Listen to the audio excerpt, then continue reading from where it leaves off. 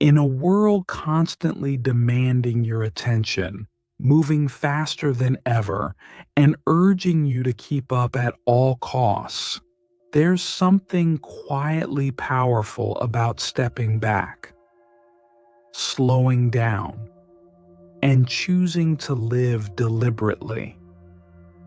Discipline doesn't begin with control, it begins with clarity. It begins when you stop reacting to life and start responding with awareness. It begins when you stop chasing every impulse and begin observing your patterns. Self-discipline is not loud. It's not about shouting your goals or pushing your limits until you break. It's quiet. It's subtle. It's built in the smallest, simplest moments when no one else is watching. And in those quiet moments, a deeper strength begins to take root.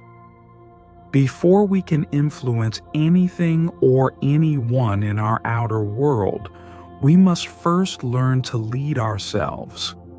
That's the first and most important battlefield, the one within.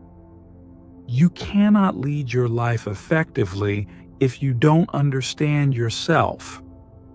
Not just your dreams and talents, but your fears, your patterns, your impulses, and the narratives you've been carrying for years.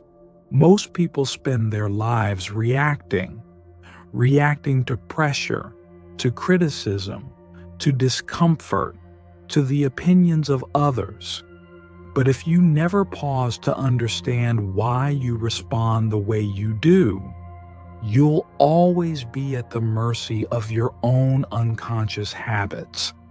That's where true discipline begins, not with willpower, but with self-awareness. So, how do you begin? Start small. Create a space in your day where you can sit in stillness. It doesn't have to be long. Even 5 minutes will do. Use that space to listen, to observe. Journal your thoughts. Reflect on what you felt today. Ask yourself, what triggered me? What brought me peace? What did I run from? What did I learn? In this space, you begin to know your own mind, not by forcing silence, but by watching without judgment, like sitting on the bank of a river and watching thoughts float by. And from that place of awareness, begin to examine your habits. What are the things you do every day without even thinking? The routines, the rituals, the moments that shape your direction. Self-discipline is not about achieving more. It's about showing up for the things that matter. And often, it starts with something as simple as making your bed, putting your phone down while you eat, or walking for 5 minutes after lunch. Don't underestimate these small acts. They're not just tasks, they're reminders. Each one is a signal to yourself. I am choosing presence. I am choosing to care. When you begin honoring these small commitments, you begin trusting yourself. And that trust is the foundation of discipline. Discipline is also learning how to respond instead of react. Life will throw unexpected challenges your way. People may upset you. Things will go wrong. That's not failure. It's life. But in those moments, you always have a choice. Will you act from emotion or from awareness? When you feel anger rise or fear take over or anxiety pull at your chest, pause. Take 3 slow breaths. Ask yourself, is this emotion true? Or is it just loud? Often, the simple act of pausing is enough to shift your response, to turn reactivity into reflection, and that is the beginning of power. When you learn to observe your own patterns, when you know what pulls you off center and what brings you back, you begin living with intention, not just instinct. Discipline is not about controlling everything. It's about mastering the way you relate to everything. Sometimes, the strongest move is not to fight. It's to step back, think clearly, and choose a path that aligns with wisdom rather than impulse. There is a kind of strength that doesn't need to be proven. The kind that doesn't need to argue, to push, or to win. It simply sees further, waits longer, and acts when the time is right. And that kind of strength only comes from patience, from inner quiet, from choosing strategy over reaction. You don't have to react to every situation that pulls at your emotions. You don't have to explain yourself every time someone misunderstands you. You don't need to win every argument or prove your worth through constant action. Discipline is restraint, not as suppression, but as awareness. It means choosing what serves your long-term peace over what satisfies a momentary impulse. It means asking yourself not what feels good now, but what will matter tomorrow. This isn't easy. It takes practice. But like anything, it begins with small steps. Take a cold shower to build resilience. Sit in silence and do nothing, just to learn how to be with discomfort. Delay gratification. Skip that snack. Hold off on scrolling. Wait 5 extra minutes before responding to a message. These simple exercises are not about proving strength. They're about training it. They teach your nervous system that discomfort is not danger, that stillness is not weakness. Discipline also lives in preparation. It's not just what you do when life hits hard, it's what you build before it does. Spend a few minutes each evening planning the day ahead. Ask yourself, what truly matters tomorrow? Where will I give my energy? What is likely to distract me? How will I respond when things don't go to plan? This reflection builds steadiness. It gives your mind a roadmap before the chaos begins.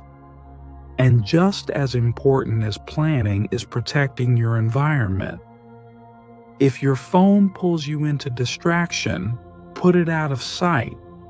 If certain people drain your energy, create space to recharge. If your mornings always feel rushed, prepare the night before. Your environment shapes your discipline, and small changes in your space can lead to big shifts in your behavior.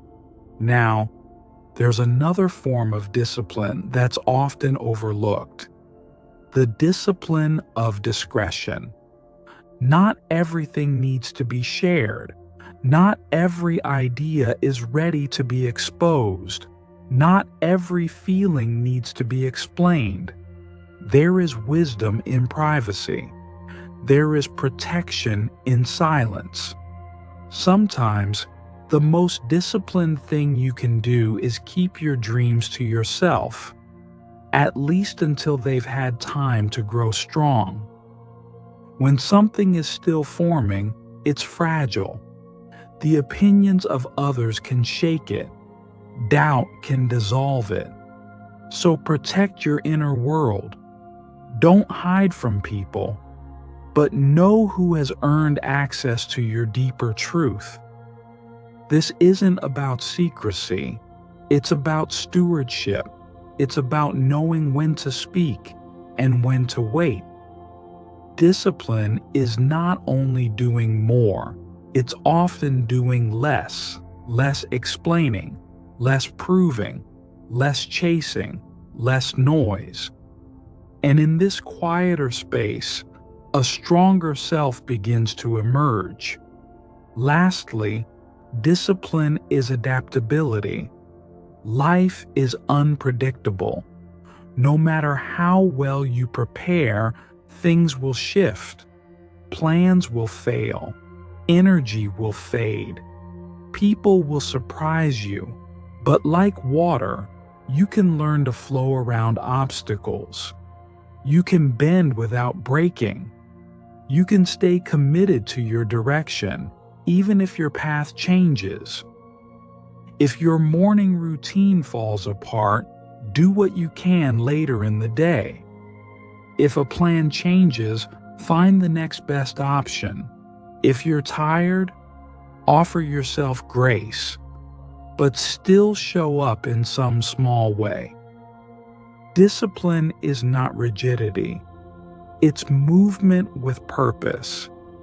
It's staying in motion even when things don't feel perfect. Each of us is leading something, even if it's just our own thoughts, our own time, our own presence. And leadership begins with example. So treat your commitments with respect. When you say you'll do something, follow through, not for pride, but to strengthen your relationship with yourself. Set goals with focus. Choose what matters and act on it as though it's sacred. And build your habits slowly, consistently, like training a muscle, not for show, but for life. When the day feels chaotic, when nothing goes to plan, you won't need to rise to the occasion. You'll simply fall back on what you've already trained. That's what real preparation gives you. So ask yourself, if I were quietly leading my own life like a wise general, what would I focus on today? What would I protect? Where would I give my energy? How would I lead without force, but with example? Then walk that path, quietly, steadily, and trust that every small step you take is shaping someone stronger. This is the art of discipline. It is not loud, it is not rushed, but it is powerful, and it is yours to build.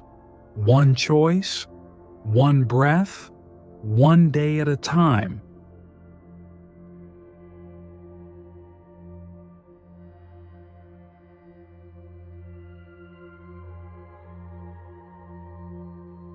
If you found something meaningful in this video, we invite you to explore more of our reflections in the full playlist. And if you feel called to continue this journey into presence and self-mastery, don't forget to subscribe. Thank you for being here.